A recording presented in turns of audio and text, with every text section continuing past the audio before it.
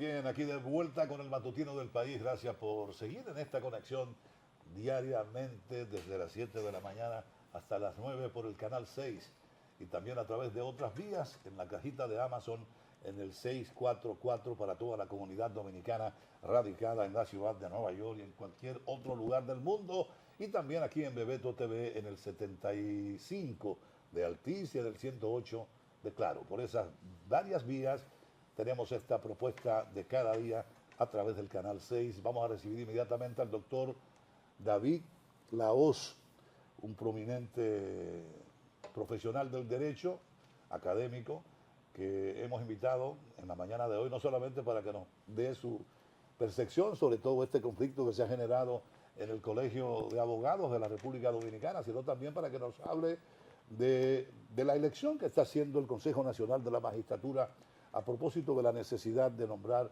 a nuevos miembros en el Tribunal Constitucional. Buenos días, doctor. Buenos días, buenos días. Cuénteme, comencemos con su experiencia, porque usted anduvo por los predios del Consejo Nacional de la Magistratura el pasado lunes. Está calientito en ese sentido, estuvo ahí en la boca del pez. Descríbanos la situación que vivió, que usted advirtió a lo interno del proceso de presentación de su candidatura. Señor. Comienzo como las mujeres, por lo estético.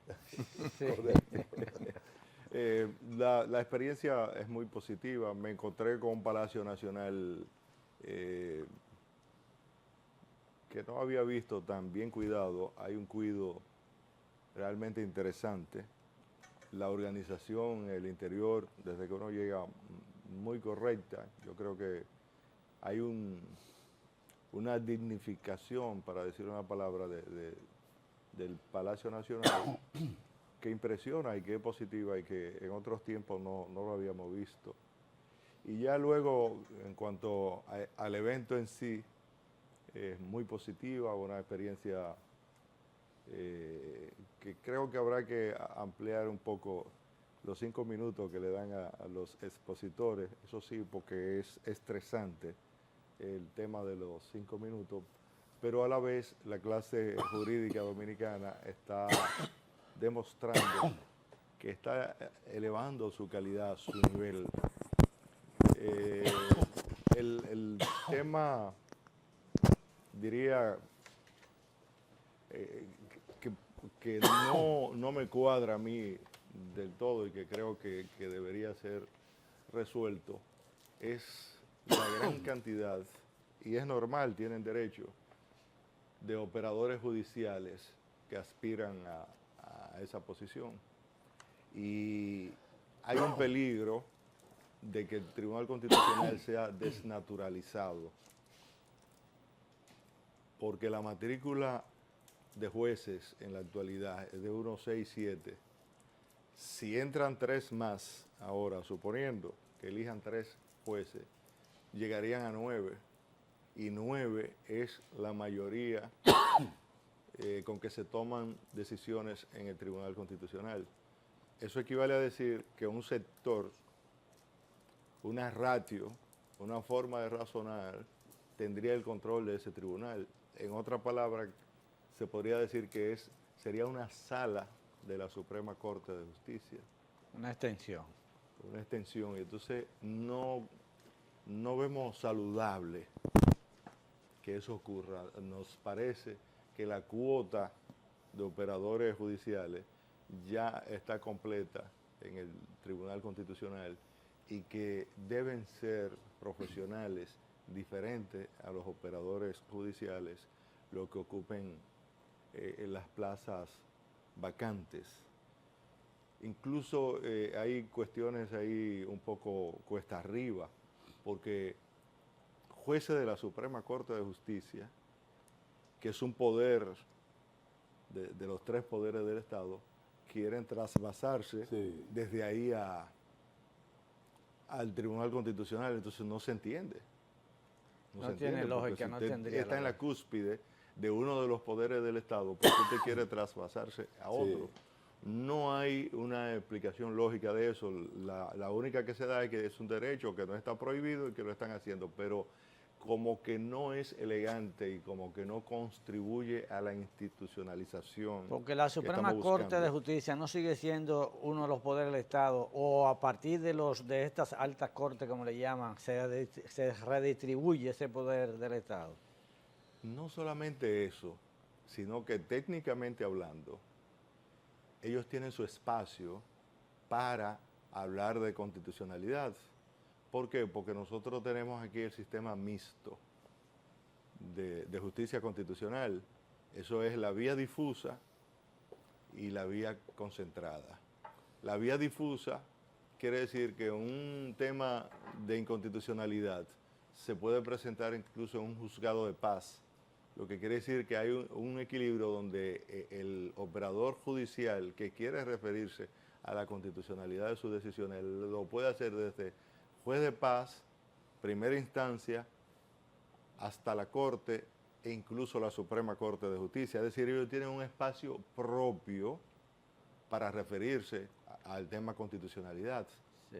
Entonces, trasvasarse al Tribunal Constitucional y convertirlo en una extensión, en una sala de la Suprema Corte de Justicia, nos parece contraproducente, porque si ya tiene la vía difusa, ¿por qué ir a la vía concentrada también? Entonces, ese es un tema técnico que me parece que el Consejo Nacional de la Magistratura tiene que ponderarlo muy bien al momento de escoger a quienes ellos entiendan que deben ocupar las plazas vacantes. En nuestro caso, nosotros entendemos que ahí hay un déficit de visión politológica. Visión politológica. Bien. Entonces, resulta que la visión jurídica, la visión del operador judicial, opera en tres sentidos técnicos. El abogado solamente resuelve el caso con una metodología de 3 pasos y consiste en determinar si la norma atacada es superior y la otra inferior. En el supuesto de que una inferior esté atacando a una superior, la superior desplaza a la inferior. Ese es un mecanismo. El otro es que la regla general es desplazada por la regla especial. Es decir, la ley especial desplaza a la ley general. Y el tercer elemento es que la ley nueva desplaza a la ley vieja. Entonces, con esas 3 técnicas metodológicas es que el abogado trabaja. Y la Constitución establece en el artículo 139 que el juez lo que hace es vigilar la legalidad de lo que hace el Estado. Y en el 149 habla de que vigila la legalidad de lo que hacen los ciudadanos y de lo que hacen las personas morales, nada más. Para enfocar el tema constitucional es cuando se presenta por vía difusa, por vía incidental, en cualquiera de sus grados, una observación en ese sentido. Entonces, ahí está cubierto completamente el aporte, la contribución que el operador judicial y el operador jurídico hacen a la constitucionalidad.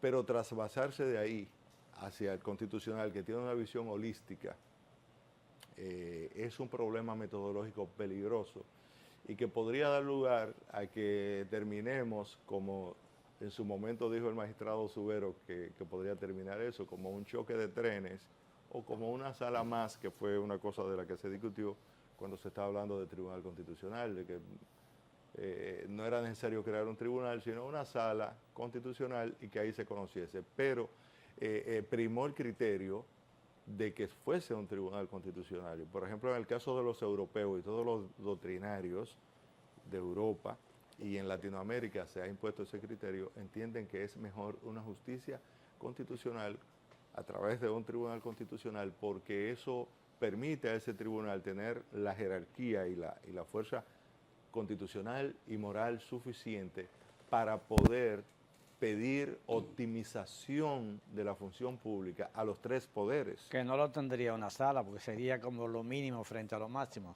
Sí, porque el problema anterior, hablando en técnica de Montesquieu y de Rousseau, eran que eran 3 poderes iguales entre sí y que actuaban de manera independiente. Entonces, era muy difícil que un poder le dijera a otro lo que debía hacer, cuáles eran sus funciones, Ni pero la colocando vigilancia, exacto, poniendo un órgano por encima de esos tres poderes, este sí puede no imponerle cosas, sino solicitarle optimización de la falencia que pudiera en un momento dado exhibir.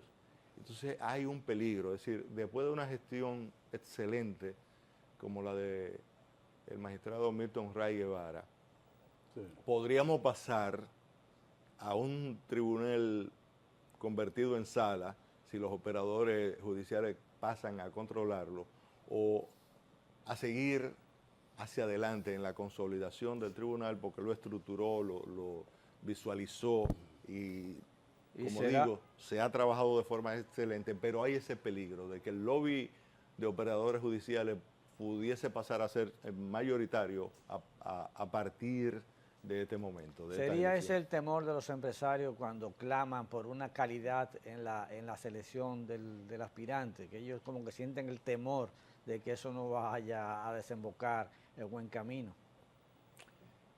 El lobby empresarial que Luigi Ferrajoli llama los poderes salvajes, le llama Luigi Ferrajoli, actúan en interés propio. Claro. Para ellos tener una visión institucionalista, tendrían que tener también una asesoría también institucionalista. Yo dudo que ese sea el caso. En cuanto a los llamados poderes salvajes, ellos lo que quieren es evitar sorpresas. Sí. Pero las más de las veces, el poder económico interviene solo cuando entiende que sus intereses podrían eventualmente afectarse. Y ahí está parte de la presión, porque en la actualidad tenemos una Suprema Corte de Justicia conservadora, yo diría que extremadamente conservadora. Se podría decir que la actual Suprema es la que menos aplica las normas y principios del derecho constitucional vigente en la República Dominicana. Es una Suprema que se maneja como si estuviésemos en el Estado liberal. Una Suprema que no ha entendido que estamos en el Estado social y democrático de derecho. Y en parte, ese comportamiento de la Suprema Corte de Justicia tiene que ver con la impronta de los poderes salvajes. Entonces, ese es un tema que los miembros del Consejo Nacional de la Magistratura deben de ponderar.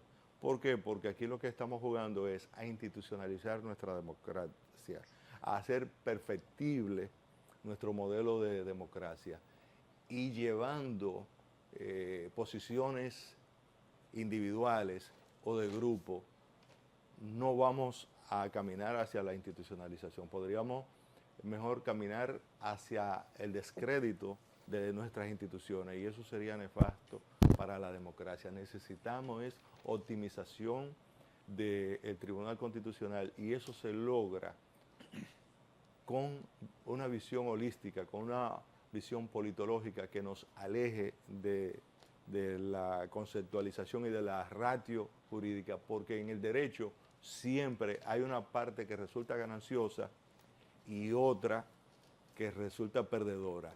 Y en el constitucional esa no puede ser la ratio. En el constitucional lo que llega ahí es el principio de optimización. Esto quiere decir que no debe haber perdedores, solo deben haber ganadores. Y eso un operador judicial no lo entiende, porque cada vez que le presentan un expediente, alguien tiene que resultar ganador y el otro perdedor. Eso es así. Y si no, no está resuelto el conflicto. Esa es la manera como el derecho resuelve el conflicto. Entonces la visión politológica se inclina a que no hayan perdedores. Y esa es la racionalidad de eso. Si yo le pongo un caso, derecho de crédito aquí, de lo que ocurre con la banca hipotecaria. Nosotros, el legislador dominicano, el Congreso, ha evacuado leyes muy modernas, como es la ley del consumidor, como es la ley societaria 479, como es la ley 189-11, ley de fiducia y de fideicomiso privado. Ahí hay normas fabulosas. Usted tiene que lo primero 12 artículos. Hablan de la necesidad de que la banca privada cree situaciones para que cada familia dominicana adquiera una vivienda. Okay. Todavía más, en el artículo 75 de esa misma ley se dice que los embargos quedan prohibidos, que las oposiciones quedan prohibidas. Todavía más, en el 86 de esa misma ley se dice que la garantía de la banca hipotecaria cuando financia un apartamento a crédito es que debe proveerse de un seguro, como hacemos con los vehículos, con nuestra propia vivienda, un seguro para en el supuesto de que el adquiriente, la familia que adquirió el inmueble no pudiera pagar, entonces la compensación que él va a tener es el seguro que él mismo ha de pagarse, no como usualmente se hace aquí, de que todos los gastos que tienen que ver con el cierre de un contrato hipotecario es el adquiriente el que tiene que pagarlo. Pues mire que eso está en la ley de 2011 y todavía la Suprema Corte de Justicia no tiene una sola decisión donde haya equidad sobre ese punto. No la hay. ¿Usted sabe por qué no la hay? Porque los operadores judiciales leen esa ley a partir del artículo 149. Ignoran 148 artículos primero de esa ley donde está la parte social de la misma y se van a la parte coercitiva que dice que la banca en un término de 15 días puede despojar a una familia de su vivienda, y eso es algo que debe ser ponderado por el juez, porque no es justo que si usted tiene un contrato a 10 años para la adquisición de una vivienda, a 15 años, a 20 años, ya usted pagó 8 años, pagó 13 años si son 15, o pagó 18 o 19, o lo que le faltan son 2 o 3 meses para usted concluir el pago de esa vivienda, entonces que se destape un operador jurídico y le adjudique a la banca el inmueble después que usted ha pagado y que no se tase, que no se haga la optimización que dice el Constitucional, de que no, usted banca tiene un crédito por 2 años que faltan, por 1 año, por unos meses que faltan, porque este señor ya ha pagado con creces su crédito. Los intereses. Los intereses, y entonces simplemente despojan al ciudadano de la vivienda. Entonces eso dentro del marco del Estado liberal es perfecto. La forma de despojo que había en Roma admite eso, pero el Estado social y democrático de derecho quiere lograr equidad en el derecho de crédito. Y la Suprema Corte de Justicia en la actualidad está copada por una visión completamente de derecho de crédito. Pero se puede decir que ese Estado social de derecho revoluciona al país en distintas dimensiones, igual que la propia Constitución actual. Sí, porque se ha tratado de vender como que no avanzamos, que no, como estamos... No, porque no avanzamos porque el operador judicial no se ha empoderado de las normas que corresponden al Estado social. Yo le voy a decir más, la ley 141.15 es una excelente ley. La ley 141.15 establece que ya no hay quiebra. La persona física comerciante como la persona moral comerciante ya no debe de quebrar, sino que existe todo un procedimiento, incluso con un tribunal particular, para que sea este tribunal quien indague la situación, los problemas que tiene la persona física comerciante o la persona moral comerciante, y entonces lo ayude a gerenciar de forma correcta ese negocio para que no quiebre. ¿Por qué el legislador determinó eso? Porque cuando una empresa quiebra, no solamente quiebra el dueño o los dueños de una empresa, quiebra el Estado que deja de percibir impuestos. Claro, ahí está. Viene desempleo porque los que tenían empleo lo pierden los servicios domiciliarios, las EDE, porque ya no van a tener un usuario de electricidad, pierden las telefónicas, pierde la sociedad. Entonces el Estado social busca armonizar esos intereses, determinar con un juez siempre, un juez dirigiendo el proceso. O sea, una figura bellísima para que tengamos una sociedad en armonía y para que hagamos, para que tengamos no el capitalismo salvaje que tradicionalmente hemos tenido aquí, sino un capitalismo con rostro humano, institucionalmente enfocado, dirigido por un juez, a que las falencias que puedan haber existan. E incluso esa ley crea unas 4 o 5 categorías de nuevos profesionales que deben, nosotros no conocemos el broker, no conocemos el joker. Entonces, esa ley prevé que hayan administradores o profesionales que se dediquen a administrar empresas en dificultades. Pero cuando usted busca las decisiones de la Suprema Corte de Justicia o de una corte dominicana, usted no ve eso por ningún lado. No, El propio Tribunal Constitucional, influenciado por esa línea de pensamiento, no tiene una sola decisión de optimización de la armonización que plantea esa ley y del procedimiento lógico y armónico de la misma. Entonces estamos hablando de un Estado social, el nuestro, que ya requiere dar un paso hacia adelante. Y lo que nosotros estamos queriendo decir es que con operadores judiciales, donde lo que deben evaluar en el Consejo Nacional de la Magistratura es el desempeño de estos señores como operadores judiciales. Entonces, cuando se busque la data de lo que ellos han hecho ahí no hay avance en el Estado social.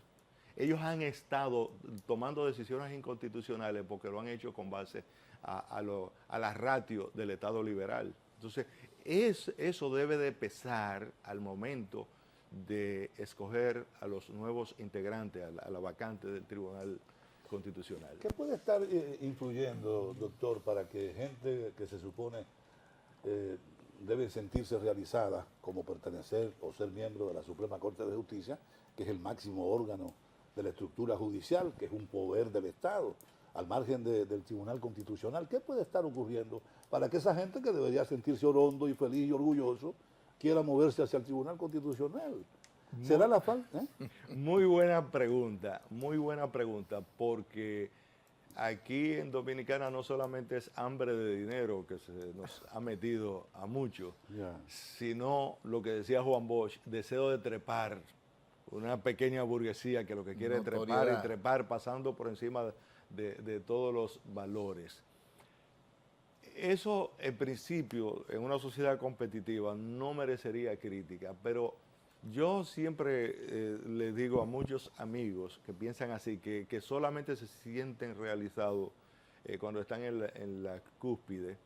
El caso del juez Garzón, que ha estado varias veces en nuestro país. Garzón no pertenecía a ninguna de las altas cortes españolas y logró un mérito. Él un juez de instrucción de primera instancia. Imagínate tú. Y logró una nombradía internacional, porque desde ese juzgado donde estuvo fue capaz de crear una jurisprudencia, una doctrina y una visión del derecho que lo catapultó exitosamente. Entonces la gente aquí piensa que se asciende con el conciliábulo y con llegar a la cumbre. Y eso no debe ser el criterio, porque simplemente no todos pueden llegar arriba. ¿Cuál sería el perfil realmente, doctor David Lahoz, a exigir, así en términos generales? El perfil es de que somos una sociedad plural, y en tanto y cuanto sociedad plural, la cuota de operadores judiciales está cubierta. Hay entre 6 y 7 personas, existen entre 6 y 7 personas ya que están en ese tribunal de un universo de 13. ¿Entiendes? O sea, estamos a punto de convertir eso en una sala de la Suprema Corte de Justicia. Entonces, tiene que tener cuidado el Consejo Nacional de la Magistratura con su decisión. Mire, doctor, con usted siempre es interesante conversar. Usted es un hombre muy diverso, no solamente en sus valoraciones, muy inquieto, perdónenme el término, con todo lo que ocurre en la sociedad dominicana, no solamente de manera específica en el campo legal, en el campo del derecho, pero usted ya está enterado de que hay propósito de que regrese, ¿verdad?, el servicio militar obligatorio en la República Dominicana. Se entiende que debe haber una normativa para esto. ¿Qué le parece realmente este tipo de propuesta que se está presentando? Mire, ahí hay varias cosas mezcladas. Pero óigame bien, sobre todo con qué interés. Es con el interés de evitar la obesidad y la ociosidad en la República Dominicana, concretamente los más jóvenes. Fíjese, la disciplina en los jóvenes yo la veo bien. Yo no estoy en contra y creo que sí, que como instrucción es algo que conviene a la juventud. Y por ejemplo, en Israel, esas son de las cosas buenas que tiene, a mi juicio, el modelo israelí, porque es una manera también de empoderar con el Estado-Nación al individuo en su primera etapa de vida, cuando se comienza a ser adulto. Yo desde ese punto de vista lo veo positivo. Ahora, en toda esa narrativa hay también una imposición extranjera, porque es que se nos está imponiendo muy sutilmente una narrativa de guerra. Se nos está invitando a que nos involucremos en guerra y hay toda una tendencia internacional a acabar con la paz y convertir el mundo en un mundo donde las armas son las que responden por las Militaristas. Sí. Entonces usted sabe que nosotros tenemos una situación con el vecino país que no ha sido manejada, a mi juicio, de la mejor manera. Entonces todo esto se va concatenando y haciendo. Entonces así no. Si es, como usted ha dicho, para combatir la obesidad, que yo prefiero decir para disciplinar a nuestros jóvenes en su primera juventud, yo lo veo bien. Obviamente con la flexibilidad del lugar. ¿Qué es flexibilidad del lugar? Bueno, que aquel que tenga razones para no entrar al servicio obligatorio, porque no lo podemos hacer como en España, porque en España eso fue traumático. Hay países donde ha sido traumático, con quienes no querían y tenían que hacerlo porque el servicio militar es obligatorio. Y aquí mismo, en su momento, cuando hubo eso con Trujillo, era un poco... Pero disciplinariamente yo creo que sí. Yo creo que tener jóvenes, una juventud disciplinada es muy bueno. Así como es necesario que seamos nadadores, que vivimos en una isla, tenemos que aprender a nadar. O sea, hay una serie de cosas envueltas que son positivas, pero si el objeto final, si las cosas que no se ven ahí, es ir creando en nuestro imaginario el que vamos a la guerra, yo no estaría de acuerdo. O sea, que habría que ver qué es eso. ¿Qué lectura usted tiene de lo acontecido, de lo sucedido recientemente? Es un tema que yo sé que a usted le fascina. En Dajabón, La Vigía, donde penetraron miembros de la policía haitiana, patearon productos dominicanos, otros se lo llevaron. Parece ser que ellos entendieron que eso era tierra de nadie. Y entonces ahora la reacción por parte del Estado Dominicano es enviar una carta diplomática a un país donde siempre se ha dicho por parte del sector oficial dominicano que no hay interlocutores. No sé quién va a recibir entonces la correspondencia. Mire, desde un principio nosotros hemos dicho que ese tema se manejó de una manera inadecuada porque se mezcló un diferendo internacional con el tema comercial. Entonces, parece que los haitianos han tomado la señal de que ciertamente por donde nos duele a nosotros es por la parte comercial y por ahí nos están golpeando. El tema sería cómo corregir ese error, cómo volver al comercio. Y le puedo decir que desde antes de que iniciara este siglo se venía hablando de globalización, y la globalización implica el que hayan acuerdos regionales, tratados de libre comercio regionales, porque lo que se observa a nivel técnico en el ámbito internacional es que ya el Estado-Nación está agotado. ¿No sería muy simplista responder a esta situación con aquello de que es una provocación? Pero muy simple. Está agotado. Entonces, la forma de sobrevivir en la globalización del Estado-Nación es a través de tratados de libre comercio. Que una vez se discutió la posibilidad de acuerdo de libre comercio Haití. Claro, y RFD. entonces en ese tenor lo que se ha dicho es que los países geográficamente cercanos, los países con niveles de desarrollo cercanos, tienen que poseer alianzas estratégicas desde el punto de vista comercial para sobrevivir en un ambiente global. Eso se dijo y se recomendó al Estado Dominicano de que trabajase en la integración económica con su vecino más cercano. El tema es que nosotros somos muy pocos dados a planificar.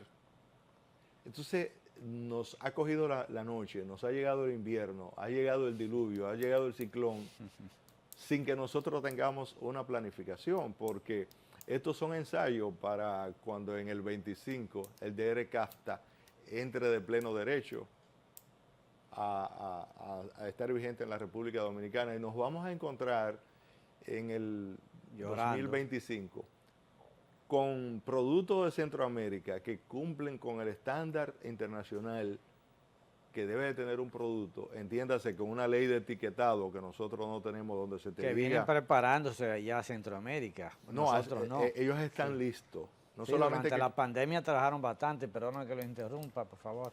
Ajá. No, que la pandemia trabajaron Sí, bastante en ese sí, han proceso estado- y nosotros estuvimos llorando aquí recogiéndonos. Ese es el punto.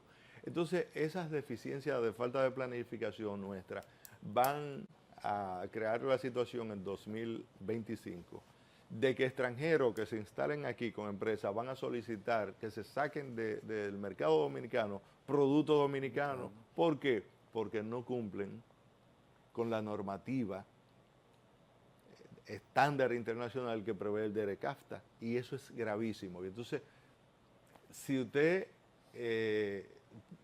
mira hacia el que ya lo tenemos encima, esa situación de presión que va a venir desde toda Centroamérica y a la vez perdemos el mercado haitiano, o sea, estamos en una situación que yo podría calificar de crítica desde el plano económico, solo por falta de planificación, solo por falta de visión o por habernos olvidado de esos compromisos internacionales que contrajimos y que no es verdad, porque aquí hay gente que está hablando de una nueva prórroga, porque nosotros Vivimos de eso. la estrategia es de una prórroga. No creo que haya prórroga.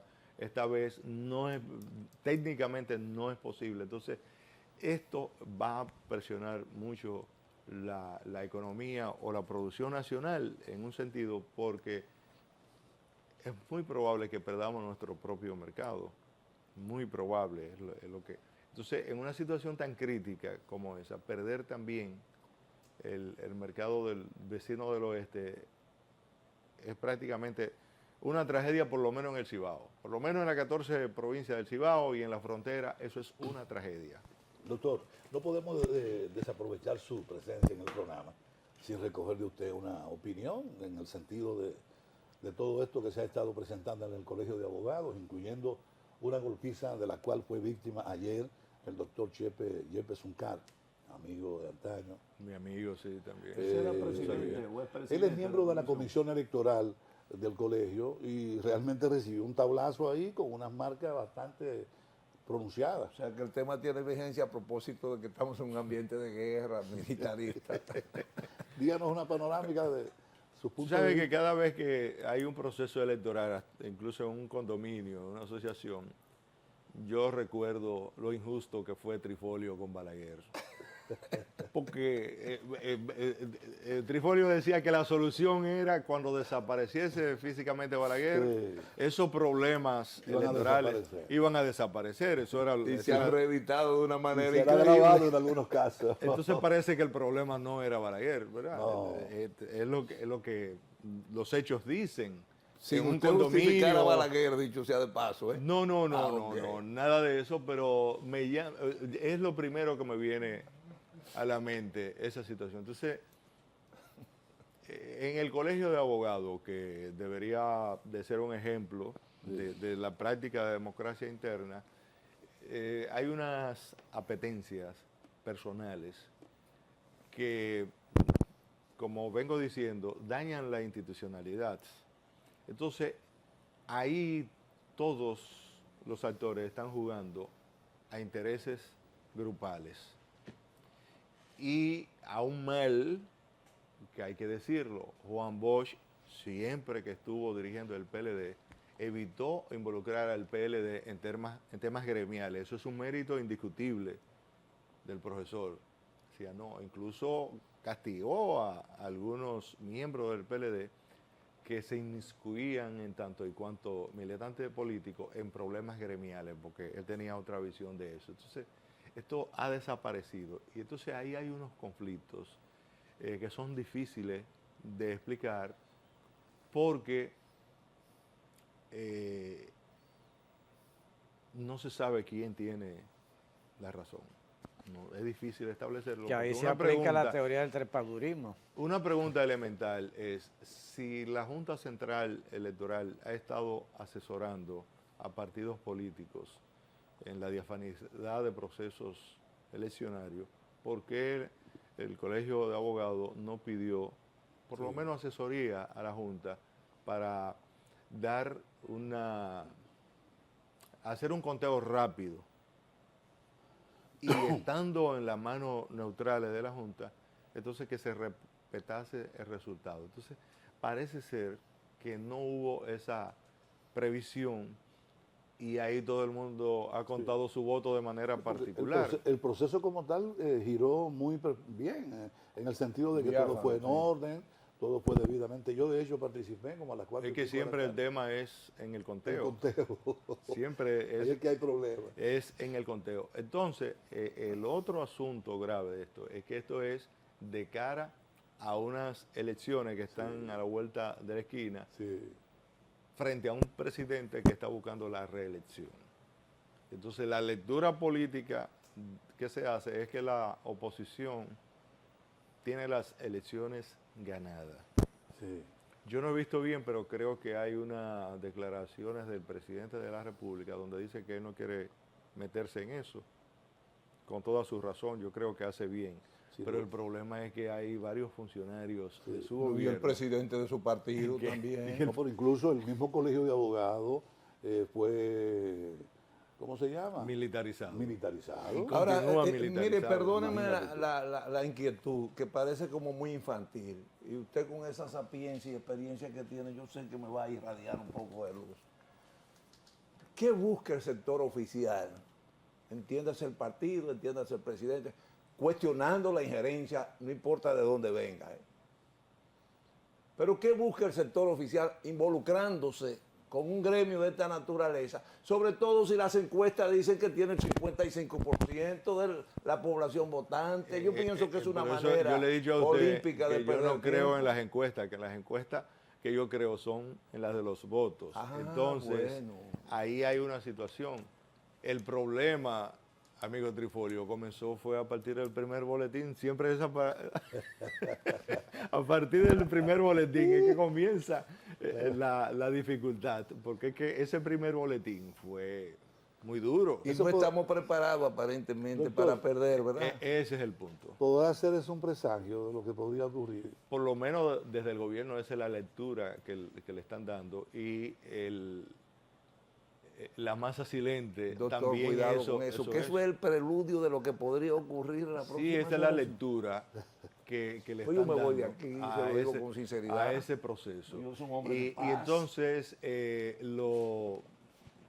porque a veces se dice que los ciudadanos deben incursionar en política, pero el amigo Trajano Santana es una persona que lleva una hoja de vida profesional apartidista, equilibrista, y es una persona que lo que vive trabajando, es docente también, es un constitucionalista, vive trabajando en los temas jurídicos. En los avatares del día a día de los abogados. Como que confundió el apellido, Santana. Trajano.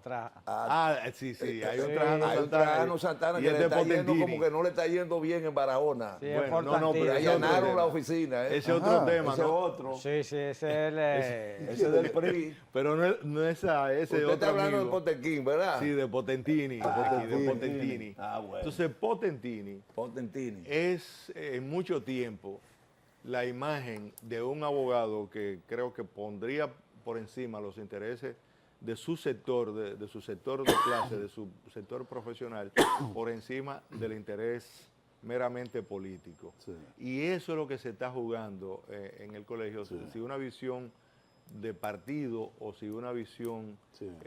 profesional la que se va a tener en ese colegio.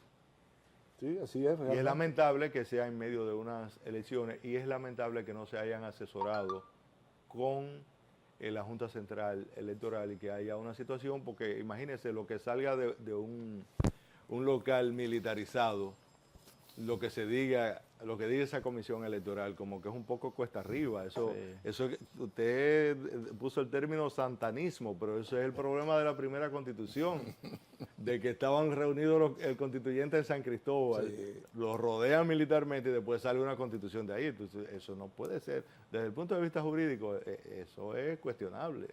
Mire, yo no quiero lucir como prejuiciado, pero cada vez que se habla de PRD y su descendencia, como que hay que tomar en cuenta eso de los dos gobiernos en uno, ¿no? Siempre aparecen dos, que el Congreso, que ahora en este gremio, que yo gané, que el otro ganó. Mire, pero entremos en otra materia. El caso... Una vez hubo dos senados de Dos la senadores, República. una vez. Dos senados, sí. Dos presidentes del Dos Senado. presidentes del Senado. Mire, doctor Laos, usted es politólogo, usted es un hombre de ciencia. Estos resultados de este estudio de mercado político que establece que una segunda vuelta daría el triunfo a Abinader, yo creía que era al revés. Explíqueme eso, porque yo no llego hasta ahí, no logro asimilar todo esto. Por ejemplo, se dice que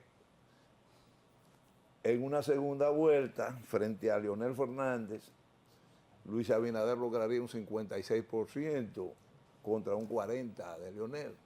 Y si fuese Luis con Abel, 55-39. Esto como poniendo a pelear a Abel con Leonel. No, depende de cómo se enfoque ese punto de vista, que las encuestas aquí para mí no merecen crédito hasta tanto no sean supervisadas y aprobadas por la Junta Central Electoral, como debe ser, no me merecen. Como instrumento de medición científico es válido, ¿no? El Exacto. problema es el sastre. Ahora, como sondeo y como Sí. encuadramiento político para hacer tendencia o para dirigir el electorado hacia un punto, tiene varias Formidable. lecturas, porque la estrategia de campaña de Luis Abinader ha sido siempre ponerse sobre los 60. La realidad lo que dice es que está en un 40 y algo. Y la estrategia es conseguir los puntitos del 40 y algo hacia el 50+1. Esa es la estrategia de Luis. Y va cómodo porque la oposición está dividida. Pero lo que se está apreciando cada vez con más fuerza es que la oposición ha oído el clamor popular de que se unifique. Sí. Y de más en más se está imponiendo en la oposición un criterio unificador.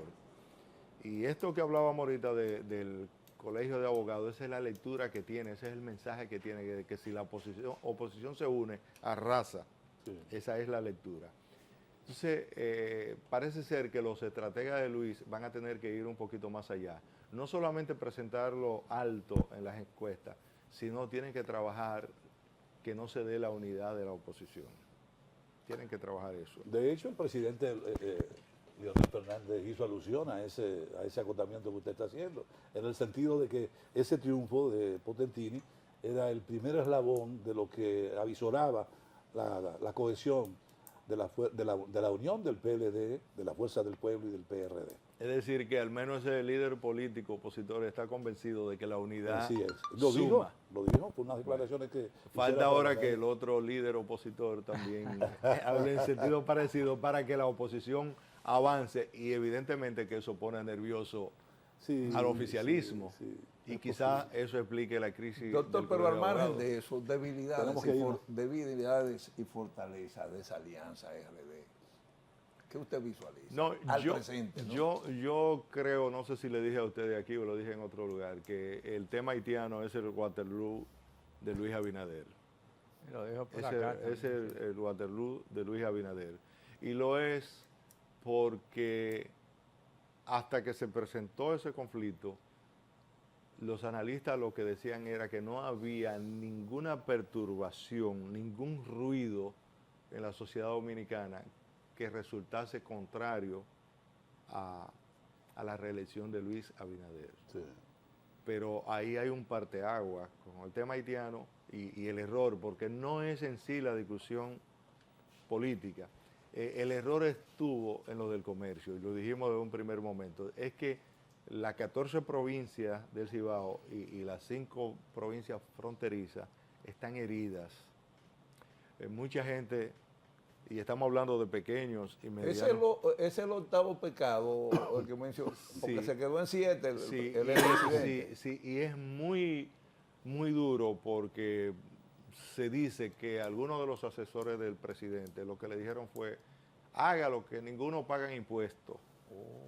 Entonces ahí hubo una falta de visión política, porque el tema no es si paga impuestos o no, el tema es el impacto económico. el sobre impacto económico y si a mí como gobierno me conviene interrumpir un comercio de 1.400 millones. Pero usted no me quiere de- hablar Bueno. de la fortaleza brevemente, porque hay que aprovechar esos hombres de ciencia de este país, ¿no? Y de conciencia. Usted no me ha querido decir, hay que fortalecer algo en la alianza oposicionista RD. O hay debilidades que todavía no se han podido superar. Mire, Juéguesela, que usted es un hombre que se la sabe jugar. en esa alianza, lo más conveniente para la nación es que se dé en la base y no en la cúpula. Porque si se da en la cúpula, lo que tenemos es una nueva alianza para la impunidad. Y no estamos de acuerdo con que ese proceso alegre de uso de los recursos públicos continúe. Máxime ahora que lo que se dice es que los que están en el gobierno podrían estar haciendo zafra y que de hecho cada semana está apareciendo un escándalo nuevo. Entonces el mensaje de la oposición tiene que ser también en el ámbito político de optimización del sistema. Entonces un mensaje negativo sí podría validar lo que dice esa encuesta, porque si se tasa eso, yo creo que aunque se vive diciendo que el problema de la corrupción no es importante para el votante dominicano, yo sí pienso que sí lo es y que por lo menos mea culpa tiene que hacer la oposición. Y el Bueno, pues gobierno muchas mismo. gracias al doctor David Lahoz por habernos acompañado en la mañana de hoy. Hemos hablado bastantes aspectos relacionados casi todos con los aspectos jurídicos del país. Gracias, doctor. Ya tendremos la oportunidad de volver a repetir una entrevista igual a esta. Hacemos una pequeña pausa y bajamos de nuevo con nuestro siguiente invitado. Este es el matutino del país por el canal 6. El matutino de nosotros. El matutino de Ok. nosotros.